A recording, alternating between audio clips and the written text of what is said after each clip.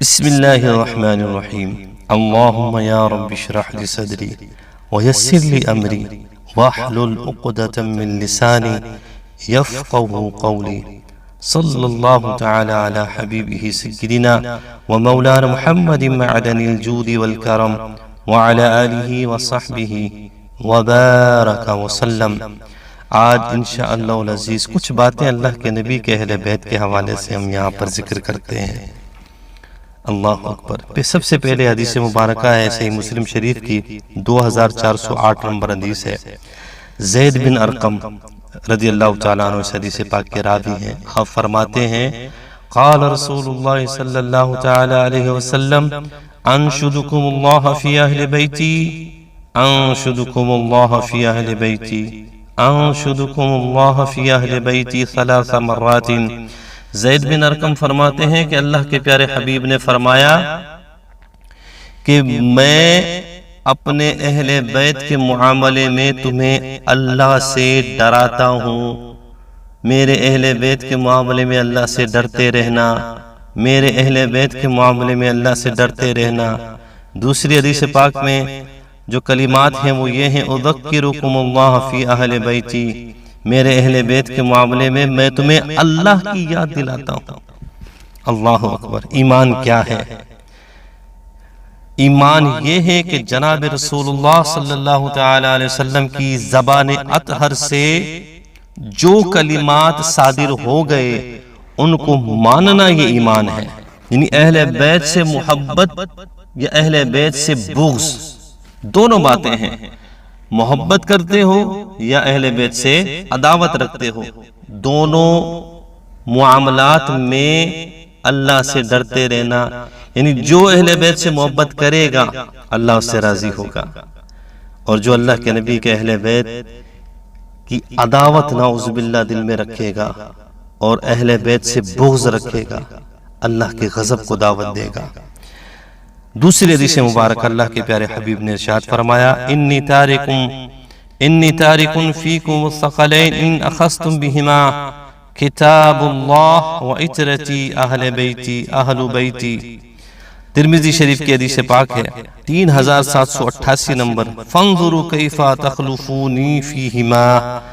اس حدیث پاک کے دو راوی ہیں. جناب زید بن ارقم نے بھی اس کو روایت کیا ہے، جناب سیدنا ابو ہریرہ رضی اللہ تعالی عنہما نے بھی اس کو روایت کیا ہے. اللہ رب العزت کے پیارے حبیب فرماتے ہیں لوگو میں تم میں بہت بھاری چیزیں چھوڑے جا رہا ہوں، بڑی بھاری اور مضبوط چیزیں ہیں. اگر تم ان کو مضبوطی سے تھام لوگے گمراہ نہیں ہوگے، گمراہیت سے بچ جاؤ گے، ہلاکت سے بچ جاؤ گے، دنیا اور آخرت کی ذلت اور رسوائی سے بچ جاؤ گے. وہ دو چیزیں کیا ہیں؟ اللہ کے پیارے حبیب نے فرمایا اللہ کی کتاب اور میرے اہل بیت. اگر تم نے ان دونوں کو مضبوطی سے تھام لیا تو کبھی گمراہ نہیں ہوگے. پھر حضور فرماتے ہیں فانظروا کیف تخلفونی فیہما. اب دیکھنا میرے بعد تم ان دونوں کے ساتھ کیا سلوک کرتے ہو. اللہ اکبر. اس سے معلوم ہوا کہ قرآن کو نظر انداز کرنا شرعی طور پر جرم ہے، تو اہل بیت اطہار کو بھی نظر انداز کرنا، ان کی محبت اور ان کی مودت کو نظر انداز کرنا یہ بھی شرعاً جرم ہے. ایمان کی لذت اور ایمان کی حلاوت اسی میں ہے کہ بندہ قرآن کی طرف رجوع کرے اور بندہ اہل بیت سے محبت اور مودت رکھے. اللہ اکبر کبیرہ. مستدرک میں امام حاکم نے حدیث پاک نقل فرمائی 4766 نمبر حدیث مبارکہ ہے. حدیث مبارکہ یہ ہے کہ لو ان رجلا صفن بین الرکن والمقام وصلى وصام ثم لقي الله وهو مبغض لأهل بيت محمد صلی اللہ علیہ وسلم دخل النار. اللہ کے پیارے حبیب نے فرمایا اگر کوئی شخص رکن یمانی اور مقام ابراہیم کے درمیان بیٹھا ہو، ڈیرے وہیں ڈال لے، یعنی 2 گھڑی چند لمحے چند دن چند ایام کچھ سال نہیں.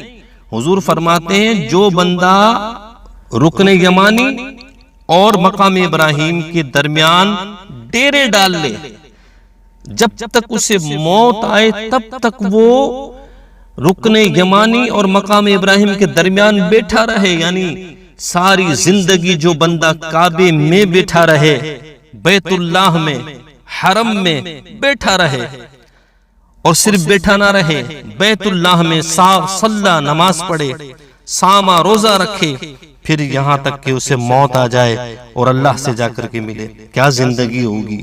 ساری زندگی بیت اللہ میں گزری، حرم میں گزری، اللہ اکبر، اور ساری زندگی نمازیں بیت اللہ میں پڑھی، حرم میں پڑھی، ساری زندگی روزے بیت اللہ میں رکھے، عبادتیں بیت اللہ میں رکھی، اس کی سانسیں جو ہیں وہ بیت اللہ میں گزری ہیں، کیا زندگی ہوگی؟ لیکن حضور فرماتے ہیں وَهُوَ مُبْغِضٌ لِأَهْلِ بَيْتِ مُحَمَّدٍ صلی اللہ علیہ وسلم، حال یہ ہے کہ وہ اللہ کے نبی جناب محمد مصطفیٰ صلی اللہ تعالی علیہ وسلم کی اہل بیت سے بغض رکھتا ہے، عداوت رکھتا ہے۔ حضور فرماتے ہیں دخل النار، ایسا بندہ جس نے ساری زندگی خانہ کعبہ کے سائے میں گزاری ہو، حرم میں نمازیں پڑھی ہوں، حرم میں رہا ہو، روزے حرم میں، نمازیں حرم میں، اس کی زندگی بسر ہوئی حرم میں، لیکن اس کے دل میں اہل بیت کے لیے بغض ہے، تو حضور فرماتے ہیں مرے گا اور سیدھا جہنم میں جائے گا۔ اللہ اکبر کبیرہ، اہل بیت اطہار کی محبت وہ